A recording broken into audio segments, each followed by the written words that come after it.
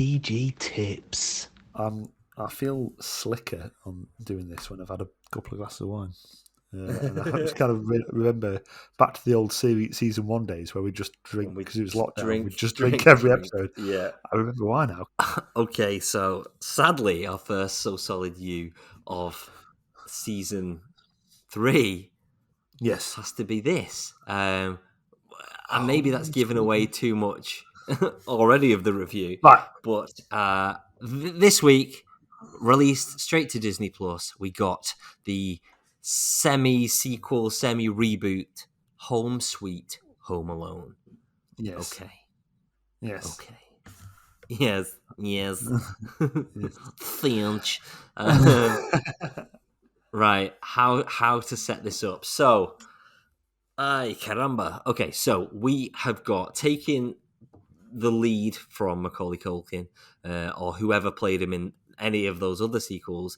Archie Yates, obviously, we know and loved from Jojo Rabbit, plays Yorkie. Max Yorkie. Yes, plays Max Mercer, who obviously gets home alone. So basically, I suppose the only way we could really sort of say a married couple, they try and steal back a valuable heirloom from a troublesome child who has been left home alone over Christmas. Yeah, okay, good. Yeah. That's kind of all. Without going into kind of too much detail of the ins and outs, that's pretty much it, isn't it? Yeah, and you say married. I had to literally check at the end whether she was married because I think Andy Daly got all his scenes cut, and so Andy Daly played his dad. And yeah, he's in like one scene or two scenes. That's just bizarre, and like he's quite a big sort of like comedy actor. Well, not big, but he's like, but it was just bizarre how much he wasn't in it. And shout out to Aisling B. Like, great that she's landed this role because she deserves it. She deserves a big role. She's wonderful in everything she's in, but mostly her sort of achievements have been domestic to date. So it's nice that she's getting this sort of national platform. But I feel for her that it wasn't something that could be more successful because I think it was doomed from the off. Did you see the Paul Rudd TV show? Oh yeah, so the one where was it called Fighting with Myself or something? No, it's where Paul Rudd duplicates himself, and and it's like the clone thing, wasn't it? Yeah, which I kind of enjoyed, but again, not like even though that was sort of like a US thing, it wasn't sort of a huge audience, was it? It was just like a small sort of Netflix thing. Living with yourself. There you go. Living with yourself. That's it. And it was a bit of a convoluted story, which again didn't really have that many. I gave it a go for her. But what she's really fantastic in is her, what's the Channel 4 series called? This Way Up. This Way Up. I think she's just wonderful in that. I think she's absolutely fantastic. I'm a real big fan of hers, which is why it sort of pains me to see this. I like Rob Delaney in parts as well. He can sort of quickly get tired of him, but I think he. Something about him. Obviously, we know Ellie Kemper as Erin in The Office, the US Office, it was never going to be good, was it? I mean, we saw the trailer. What was it? We saw the trailer like 6 months ago, something like that. Yeah, and probably not even that long ago. It wasn't that long ago. And regular listeners will know how much we hold the Home Alone, the original Home Alone. 2 Home Alone films so dearly to our hearts, and I introduced my son, well, both my kids, but primarily my son, to the original Home Alone films last Christmas, and he absolutely loved them, absolutely adored them. So which is why I kind of think. Why the need? I mean, it's a rhetorical question. We know why the need. Why? Because it's going to make money. It's Disney Plus can put it on the platform. Probably a load of people are going to subscribe to Disney Plus on Disney Plus Day so that they can get to see the reboot of Home Alone, reboot / sequel. It's a reboot for all intents and purposes, isn't it? Because so much of this plot is a rehash of the original film, isn't it? Just falling short of the mark along the way. Do you know what? After that trailer, though. I mean, my expectations were rock bottom after that trailer because my heart sunk. I thought, this looks absolute trash. I thought, if you have to... The only heart of this film you had to ruin in the trailer by zooming in on the policeman's badge that said McAllister. Yeah. Yeah. So the guy who originally played Buzz, Devin Raytrey, in the original two Home Alone films, he reprises his role, and that's not a spoiler because, like I say, it's ruined in the trailer, and that's quite nice. That's the one bit, the tidbit of linking back to the first film, other than the fact that they stole most of the plot from the first film. The two crooks, weirdly, are not two crooks. I don't know whether I should be offended by the fact that one is a teacher, and the other is a cloud storage manager, and their stupidity makes absolutely no sense. So instead of two crooks going to rob a house, they have this convoluted idea where there's a house viewing, there's a doll. The doll's supposed to be worth $200,000. They think the kid's stolen the doll. So they're going around the house to try and get the doll because they're going to lose the house. They're going to have to sell the house, and they're going to have to tell their kids that they're going to have to sell the house, and they can't afford doing that. So they're going to go and retrieve the doll and sell it for $200,000 so they don't have to sell their house. And so you never really hate them because, well, their incentives are fine. But then there's this little kid who's going to beat the shit out of them for trying. They have the new convoluted ways of saying why this kid has been left home alone and yet no one's been able to contact him. Fine. Which still... no, it's not fine.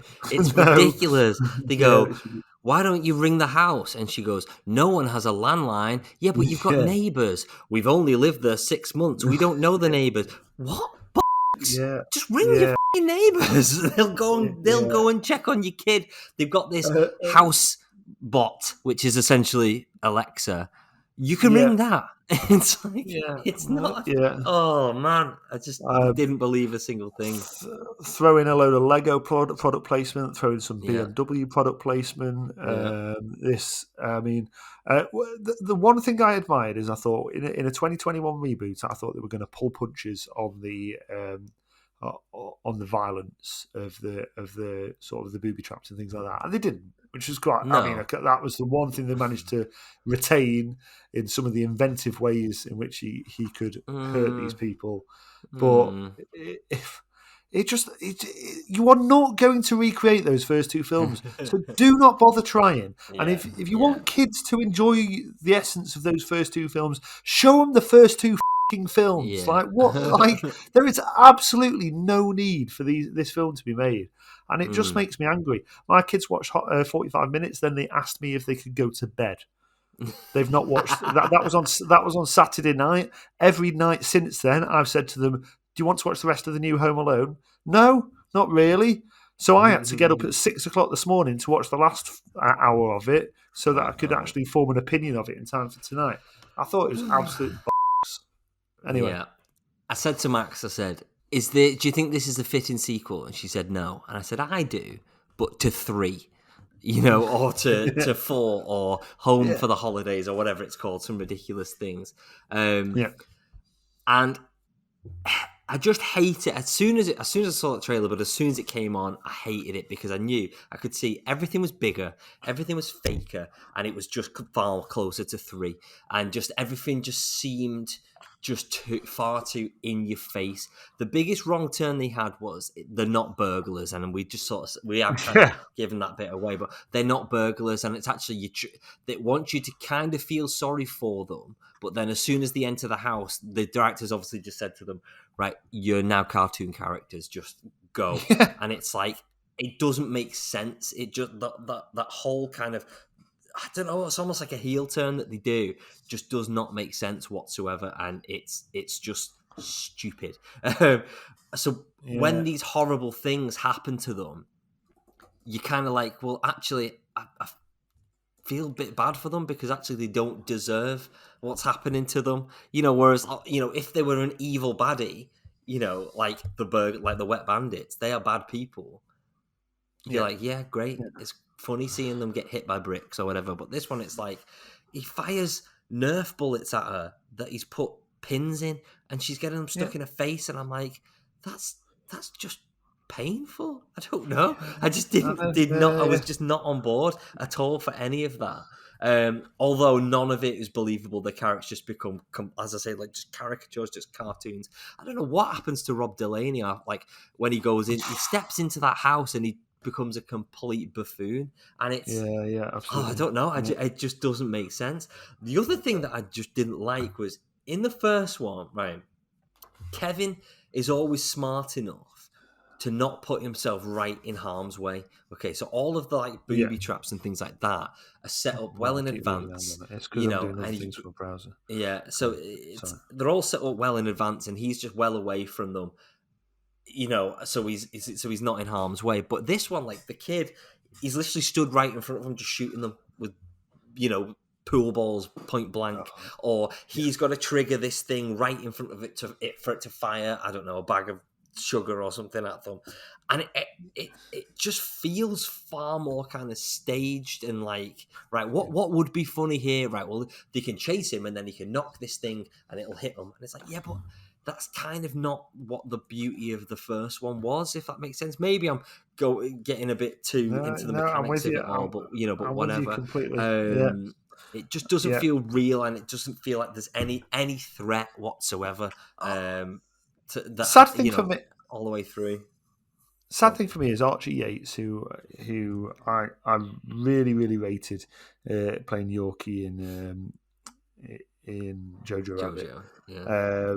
And I think he could have a really bright future ahead of him. But I think, obviously he's going to take a role like this. But I think his career is going to go the same way as Alex D. Linz. You know Alex D. Linz? Was he from Home Alone 3? Yes, he was the guy who played played the equivalent character in Home Alone 3, who's done absolutely all since. So, and that really worries me. I mean, I'm sure he'll be able to pick himself up, hopefully. But, like Rob Delaney can cope with it. He can take it on the chin. Isley Beacon will still have a great career ahead of her. And, same with Ellie Kemper, etc., etc., etc. But I think I can't help feeling this Archie Yates is worth more than this.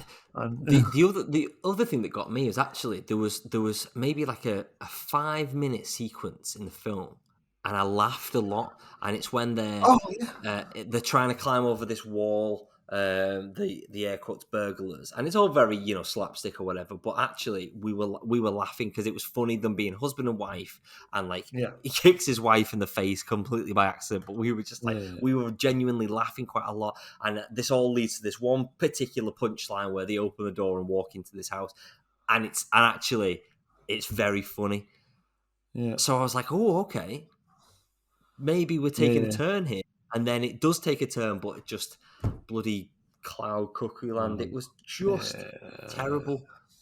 Really, really awful. Yeah. Wow. Had no heart. I kind of expected it to. Yeah, and that's it. No heart whatsoever to it. It was just by the numbers. It was almost like they